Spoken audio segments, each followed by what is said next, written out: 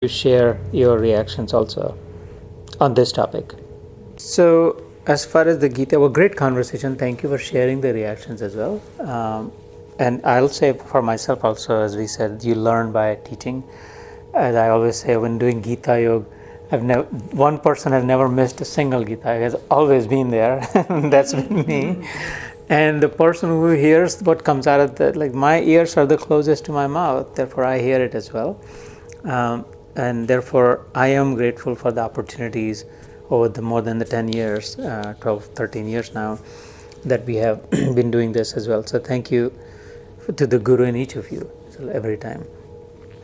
And the Gita, we were last time, I forgot my actual Gita, but my iPad has Gita. So we had talked about the threefold, the Gyan, Karta, like if you remember the Gyan, the Gyani, and the Gyata, like, and then the Karma, like same thing, like it's a continuum, like the knower, then the process of knowing and knowledge itself. So we're not going to repeat that because last time we spent a good bit of time on that. And then similarly with Karma also we had done. And I think last time Ashay was there as well, and he contributed to your point. Really, he's an example of it. Like actually, right? Last 2-3 times also, just like you added to it also, that he would bring up something that would provoke more thinking, so that we're also goaded to go that way. So truly so. So today we'll pick up on 20 verse. So this is chapter 18, verse 20. I'll just read the Sanskrit and then we'll decode it. Maybe we'll try to do 20, 21, and 22, at least these three, because they all relate to the same theme. And so let me read all three in one shot, and then we'll go over it. Sarva bhuteshu yenaikam bhavam avyayam ikshate avibhaktam vibhakteshu tadjnanam viddhi. This is number 20. 21 is prathaktvena tu yadjnanam nana bhavan prathagvidan veti sarveshu bhuteshu tadjnanam viddhi rajasam. And then the 22, yattu krishna veda asmin karye saktam ahetukam atatvartham vadalpam cha tattama samudaritam.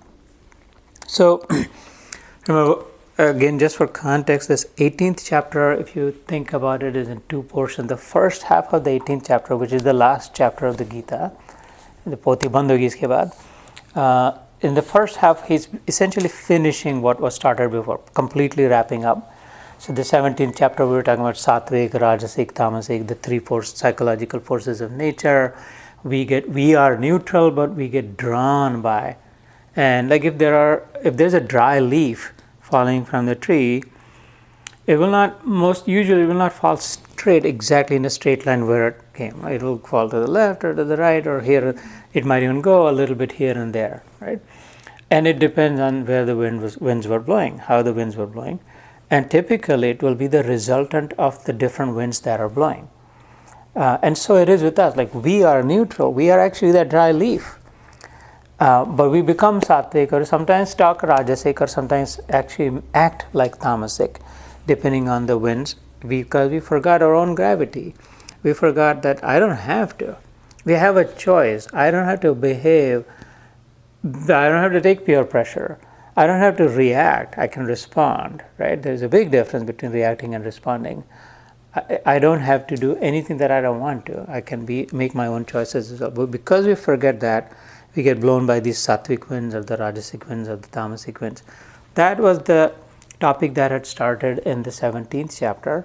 And in trying to give many different examples in different aspects of life, he's finishing that topic up in the first half, which is where we are. We've covered some of those. Here, what he brings up is what jnana, what kind of knowledge. Speaking of the realm of knowledge, is knowledge also sattvic, rajasic, and tamasic? By knowledge is not meant here the knowledge of the world, like the capital of the nation or the currency or who's the prime minister. In this context, knowledge is knowledge of the Atma, of the self, right? Self-knowledge, in other words. So is that of three kinds? Like our journey towards that, is that of three kinds also? And he's explaining, yes, it is. There is the sattvic jnana, there is the rajasic jnana, there is the tamasic jnana. Real self-knowledge, ultimate, final, pure self-knowledge is beyond these three. We've covered this through 16th, 17th chapter, which is called Gunatit, right? It's not caught up in any of the events. Pure as is knowledge would be. But until we reach that state of mind, until self-realization, right? As the word would say, self is already there, but I'm realizing it. Meaning I'm just making it real. It's actuated. It's triggered. It's become real for me. That self-realization. Until that moment comes, I'm on my journey towards that. And so in the first one he described, of the three shlokas that I read, Sarva bhuteshu yenaikam bhavam avyam ikshate. Ikshate is seeing, perceiving, witnessing. Sarva bhuteshu. Sarva is all. Bhutesh forms, creatures. Any form, every form. Not just human, but plants, animals, birds. Any form that is your stars or all of it. Sarva bhuteshu yena ekam. That knowledge which enables me to see ek. Yena ekam, in all, one in the many. Just like I say sometimes in Dhyan, the man in the many. I mean, forgive me for using the gender in it, but just to make the point that if there was no man in the many wouldn't exist. Is the point I'm trying to, or the one in anyone, the one in everyone. If there wasn't one, there would just be any, right? All that. So that substratum, that substance, the real content, that one single common, only one, in all of those. When this knowledge allows you, enables me, empowers me to see that, oh yeah, there is this single Atma pervading through everyone. There's this single God, one God that is in all of us. It's not like that, Shalini, you got your God, and who's different from your mom has her God, and dad has his God, and I have my God, and we all have our own gods, and they're broken apart, and the Atmas were like tukade. We're fragment. We're like a bunch of parts lumped together like in a dumpster, and the aggregate, that sum total, if you weigh them, here's God. It's not like that when there's only one. How is that? Well, you see 10,000 waves. Isn't there only the same water in them? Or are there 10,000 different piles of water in them? Water is the same. How about the ocean?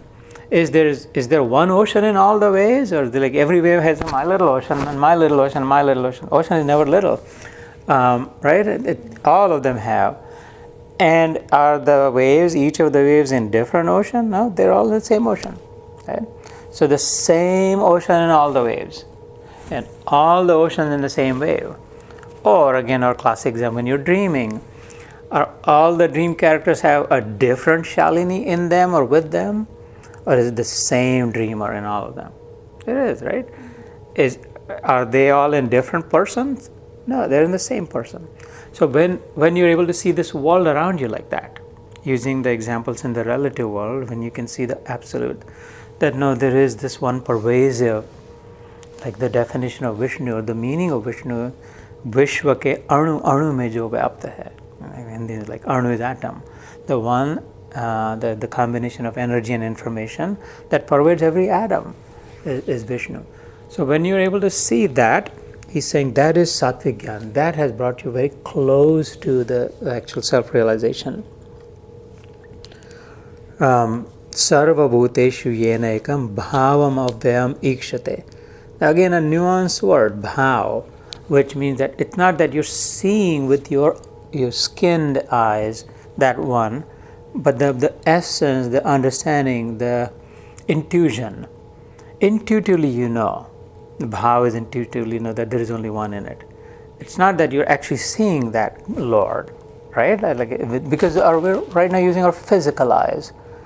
And the spirit is not physical.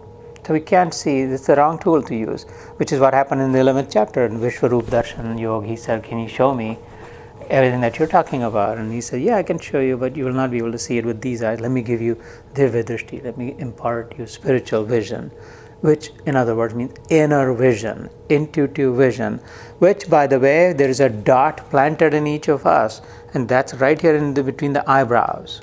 Shiva Netra it's called. And when you are in deep meditation, It does evoke. You do see visions. You do see different intuitive sights. And it is convincing. What we see with our eyes may not be as convincing. Because it's intuitive, meaning it directly leaves you with conviction. It directly convinces the brain, the mind, all of it, that this is the truth. It doesn't have to filter through my senses. I don't have to rationalize using my brain. I don't have to use the mind, this or that. I don't have to make it my own with my ahankar. It just directly absorbs. And that's intuition. I'm looking very intuitive. Intuitively, I know. I got a hunch. How do you have the hunch? You don't see it. You don't know it. You haven't heard it. No one has told you. No. Believe me. Trust me. I got a hunch. I know what's going to happen. That hunch, that intuition, often comes out true. This one is not often, the one between the eyebrows. It always is. But you're going to have to go inward for that. And the recipe for that is well described in the 6th chapter that we've gone through. Very precise, very properly described, like how do you go there. Shivnetra. That word is not in the 6th chapter, but in the 7 chakras, the 6th chakra that's there, like the first one is Mooladhara at the base of the spine, and as we go, 6th one is that.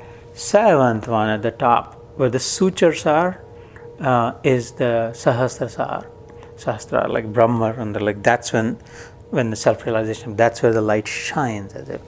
Anyway, so the only point I was trying to make here is that we're not at the mercy of anyone, or it's not like I don't know who will show me or how do I see it. It's a matter of practice.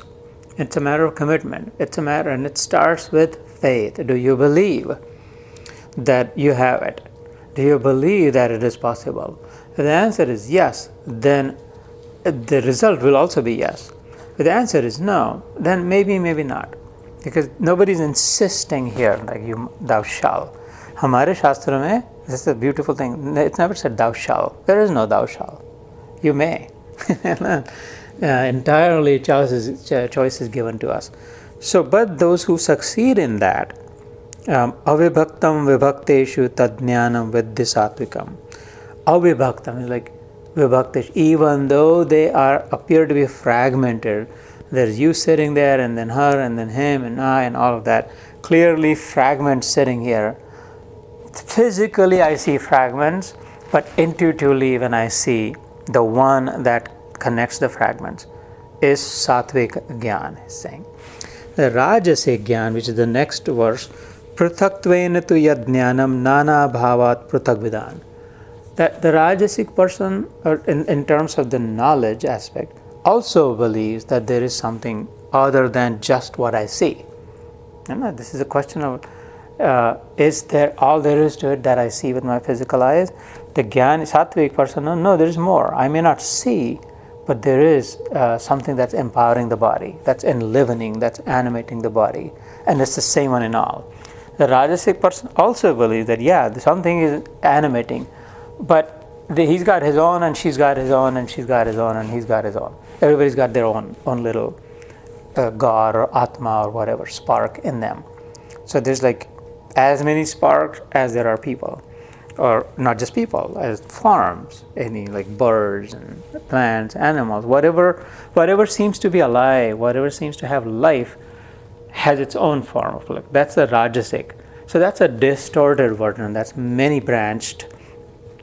The challenge with that is that then there is no unitive. There's no way to make sense out of it. There is no way to see unity in it. It only continues to push us towards diversity, divisive. Ultimately, Sattvic will take us to more and more inclusive, more and more unitary, more and more singular, to the point where beyond Sattvic will take us into that one only.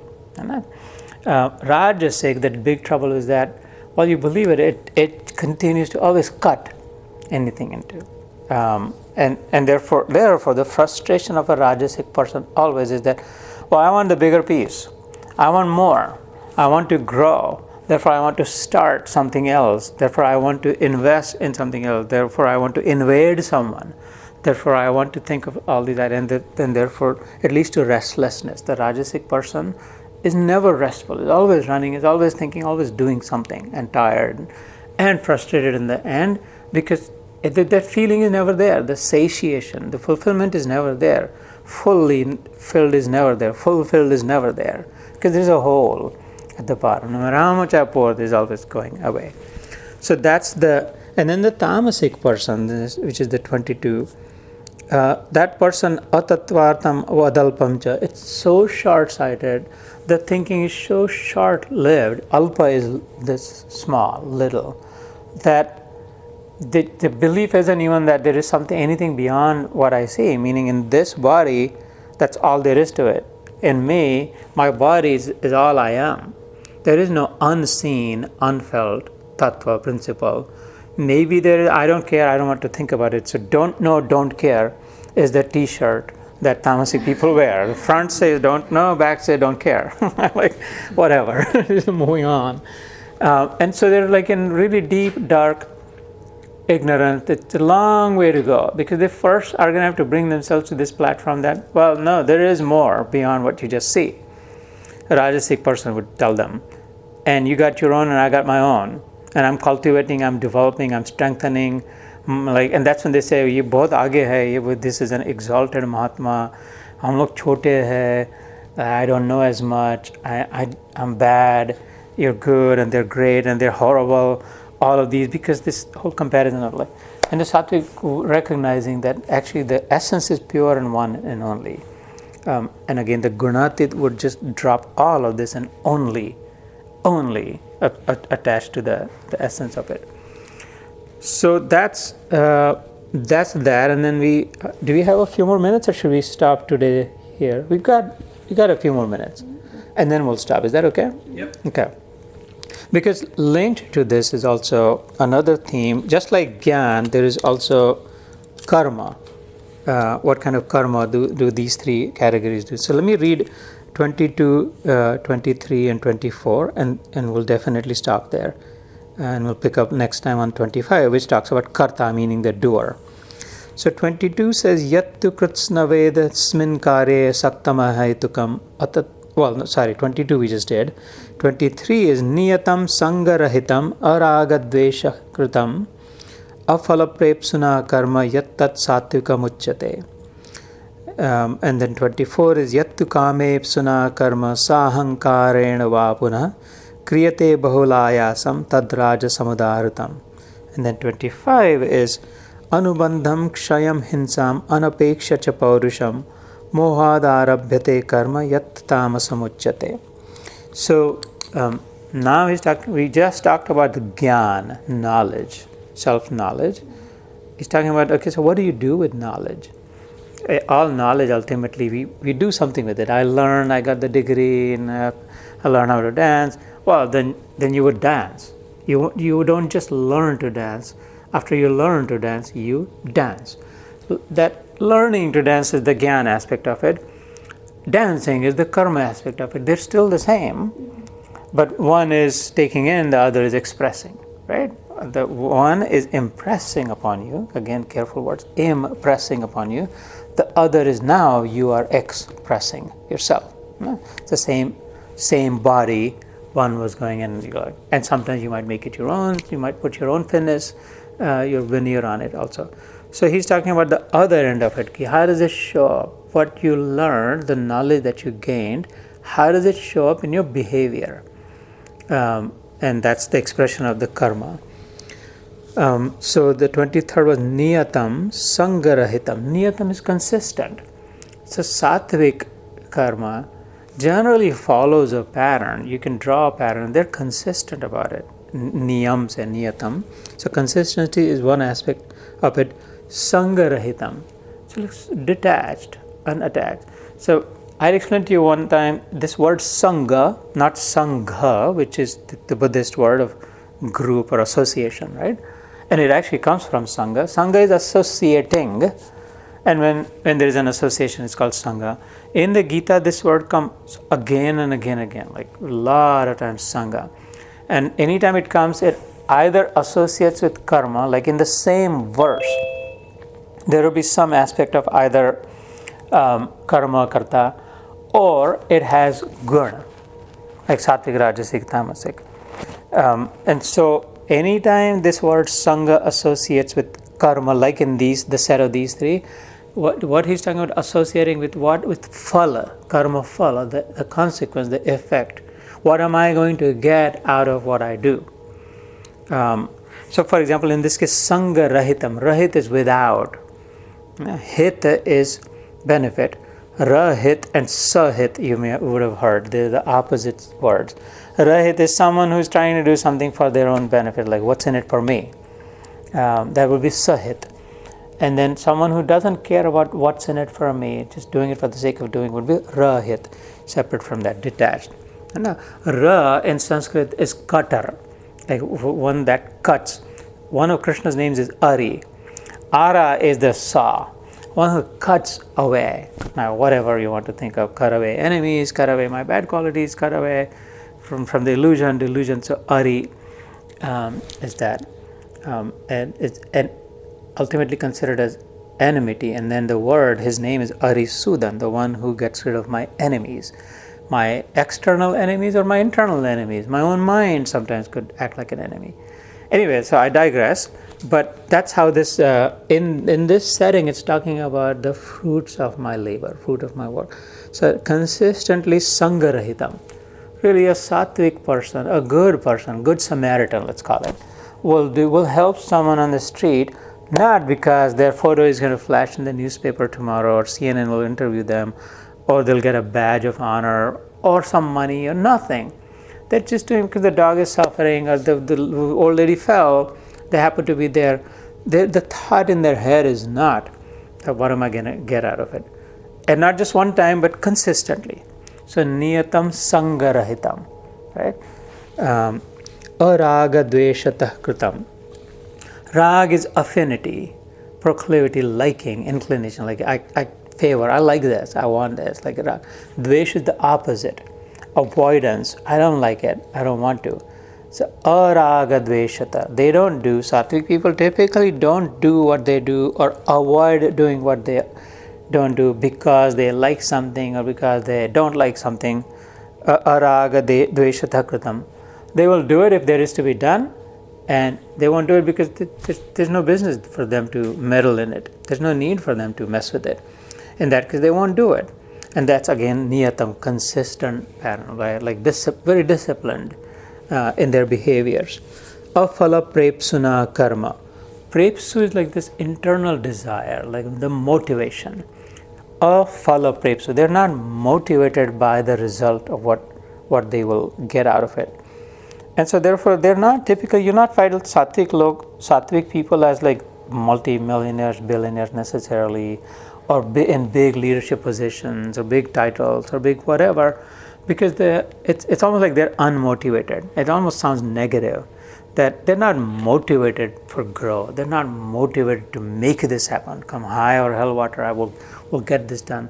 No, if you see them doing something, they're doing something because they found themselves in that situation, or that something has come their way to execute, and they're doing it. Therefore, typically, they plateau. Sattvic people plateau. That plateau is the plateau of peace, of contentment, of restfulness, of quietude, of feeling good. So it may appear like plateau of growth, but it's a very beautiful place to be in. Because internally you have satiated. Externally it looks like the plateau of growth. And so you have to decide for yourself, do you want to secure your internal good first, or you want the external big good and continuously growing, right? Perhaps a balance, perhaps the right thing at the right stage in life, maybe. I'll leave that to you.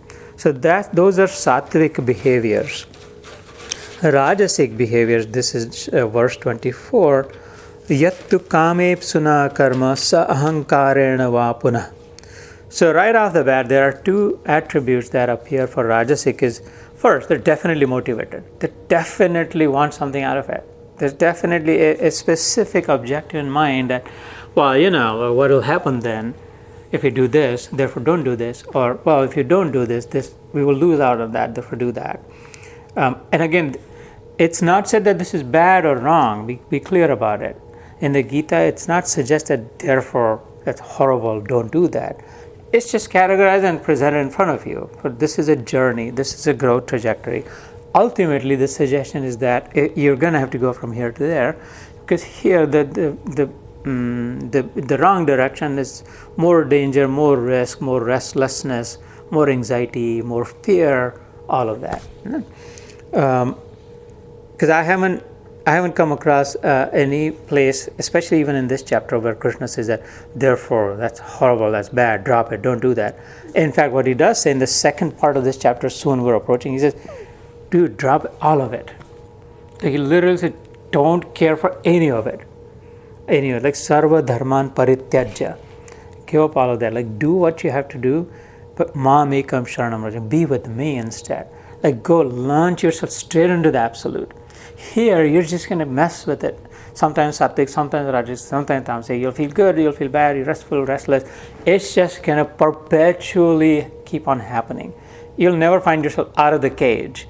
You might move from a wooden cage to an iron cage to a golden cage, but you'll always feel like you're caged.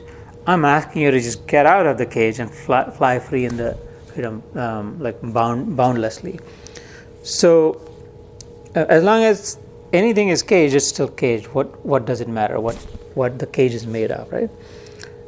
So the first two attributes you see in the rajasic behavior is yattu kamepsuna, internal motivation for personal gain. Kam is personal desire. Like, I want this. Like lust, greed, hoarding, or accumulating a lot, or when someone is just, I'm forgetting the word, but they just want to keep eating. Like if something, like when sometimes you go to a party and like the gulab jam is good or the dahi vada is good, you might spot some people like take 7, 8 dahi vada, they just go back for those.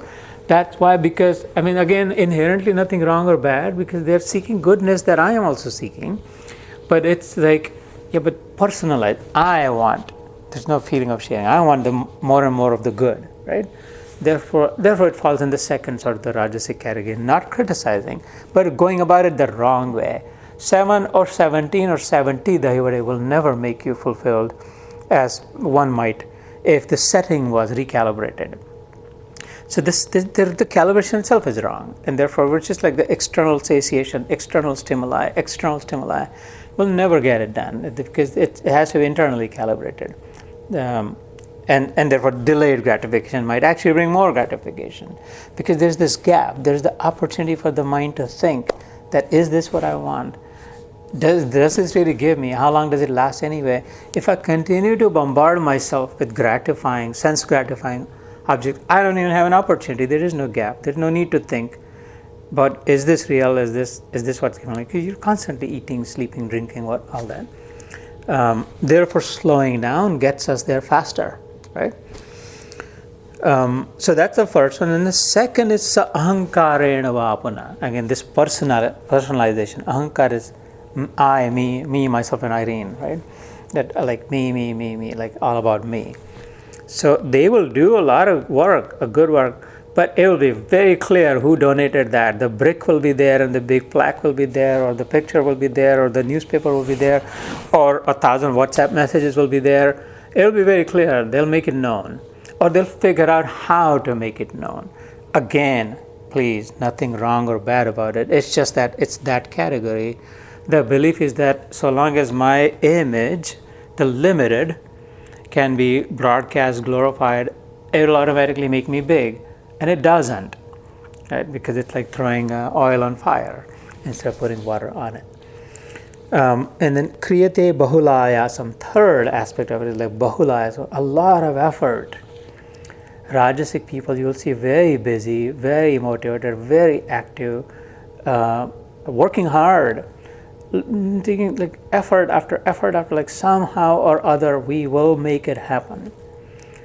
And therefore there is something good about it also. The relentlessness of it, the pursuit of it is sort of like, it's just that it's directed in the wrong, like that pursuit if pointed inward will just launch you. Your rocket will absolutely break free from the orbit and fly free in gravity-free zone. Otherwise, Shalini, tell me if science wouldn't inform me, no matter how many launches I make, the gravity is going to pull me down again. When I run out of fuel, the rocket's going to fall down until I cross that orbit. The whole effort is like, can I cross the orbit? Otherwise, gravity is going to pull me down. So many efforts, so many rockets, so many all of this. So for me to get out of that, I have to minimize, lessen the load. I have to literally let go. Does the rocket not shed its first and the second and the third module, and then the final little capsule that has the astronauts is all that is left? The other three fall back to the Earth. And then the final one, right, Sanjeev, the final one goes around all of that. It lets go, and then lets go, and then lets go, all three of them. Then it is free and flies free from the gravity of the... So it is with the Atma also. You got to let go of the tamasic and the rajasic and the sattvic. Then you have access to the whole and the complete as well. So, bahulayasam tad raja samudaritam. And samudaritam is like, they're very energetic, very powerful. They normally, there's a group around them. Samudaritam has many aspects to it. One is that of might, power, energy, association, grouping, leading, all of that comes in that one formulaic word. And you will see, the more rajasic the person is, they are the leaders. There are a bunch of followers. They have the company, they have all of that. And so that's typically seen in associations, meaning you'll rarely find a rajasic person alone. If they are, then they're just like doing a lot of mental effort to still continue to grow that. Sattvic people you'll find with very few people, 2 or 3, maybe sometimes solitary. And then the last shlok of today, Tamasic 25, Anubandham kshayam hinsam anapeksha cha paurusham. Anubandham is like bound, they act compulsively, obsessed, compelled, as if, again, there are different interpretations of these words. Bandhan is bound, as if they're bound, like, why are you doing this? Why do you keep the tap on when you're not even, your glass is somewhere else, you're done. Why don't you turn off the water? Why don't you switch off the lights? Or whatever normal would be. Oh, I don't know, I don't care. That's, again, don't care. I'm not paying attention. I just do it because. You would have heard this from teenagers. Because. Well, what the heck does that mean? Well, why did you do this? Cause. What does cause mean? There is nothing after that. Right? That's what that kid is saying is, yeah, I don't know. Like, well, there's nothing. No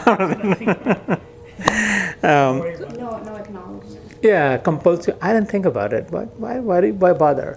And that's acting as if compulsively. I was just pushed into it. I just did it. So that's a tamasic behavior. Anubandham kshayam. It's degrading, derogatory. Kshaya is. So generally downward. Generally does not leave with a good feeling in the end. That's is indicated by kshayam. Hinsa. Something. It's like we've all gone through that. Oh man, so often. Oh God. We've all done it also. Oh, more than I would admit. It's just more fun because it's or remember, frankly, at this point, hinsa. There is also damage done in the process of this. Some sort of damage done, whether to themselves or to the system or to resources. So watch for it. Tamasic behavior comes almost as a rule, comes with a lot of wasted resources.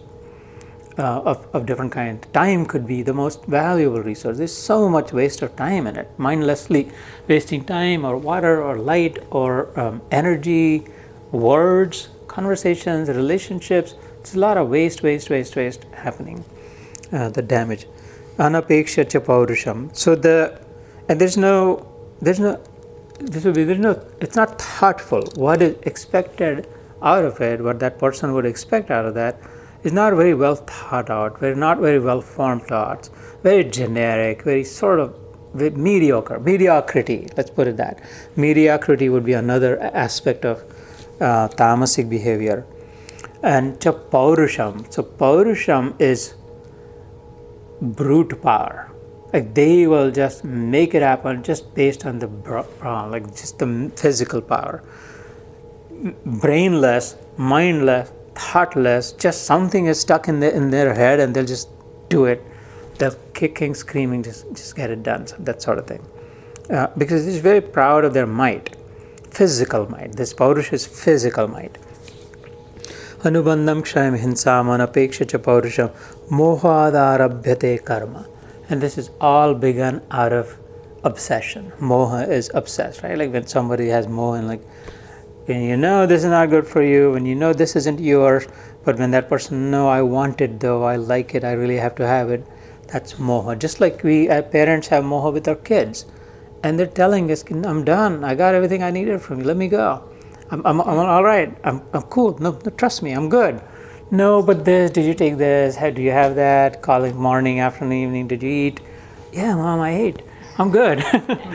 No, but are you sure, are you studying? Like, there's nothing we can do from here, but again and again going as if that's an obsession. We're obsessed, and that's bad, and that's poison, and that's wrong, and that's pulling ourselves down, and that might aggravate them and stop their progress also. Obsession is never good, except one obsessed to the real one, to the truth, to pure love, right? So all relative obsession is not. So that's mohadharabit. And that's be mindful. That falls in the category of tamasic. Anything that I'm doing compulsively, obsessively, just because knowing that this isn't good for me, good for them, and still I don't have a choice because I'm the mother or I have a father has to worry about it. No, these are all obsessions. It's not duty, right? Because we never want to be duty-less. We always want to be dutiful. But this goes way beyond duty because it's impeding. It's impeding our progress, and it's also an impediment for those. It can be. I'm not saying every time it does, but it can be. And if I'm not thinking about it, if I'm not being careful, then I am, unbeknownst to me, reading the Gita and behaving tamasically. No? So, when you say that it is not duty, it's obsession, how would you differentiate? I mean, I'm doing my duty. Is it that doing the duty and then leaving it off? Then that's it. Then don't keep on bombarding? Yeah. Obsession is you're not letting somebody progress. Is that how you put it? Right. Essentially, yes. And so the easy way to climb to that from tamasic to where you want is to just look at the 2 shlokas ago when the sattvic shlok was defined, right? Near them consistently, sangarahitam, not expecting a particular outcome from this, that he will listen to you or she will do what you say, or exactly this grade will happen or whatever. That's not what's motivating you. That's not why you're saying it, or neither ahankar, like in a rajasic, well, my son, my duty, because my name or whatever my mind. It's not, because it is good for your body to get 7 hours of sleep minimum. You should be hydrated. Good nourishment is important. Now, particularly if you have an exam, good sleep is important, hydration is important, good nourishment. Therefore, I'm telling you this, but not obsessively, compulsively almost jumping and taking control of it. So, niyatam sangarahitam araga dvesha kritam. It's not like personally motivated. It's not that you want something out of it necessarily. And it's not because you just hate when he does it like that, or she like, I just want him to. It's not tainted or jaded with like dark colors of either side, like this or that. It's neutral, right? But it is something that, like, you have to look at the intent. You are doing it for yourself to a certain extent. When parents do that, and probably all of us have done, which is the need to be needed. Yeah. You may sound like you're doing it for them. Yeah. But it's really because embedded in it. Half of it is really about you. Yeah. You want to be. And that shows up everywhere in this, like your motivation, internal motivation. You want it. Your insistence.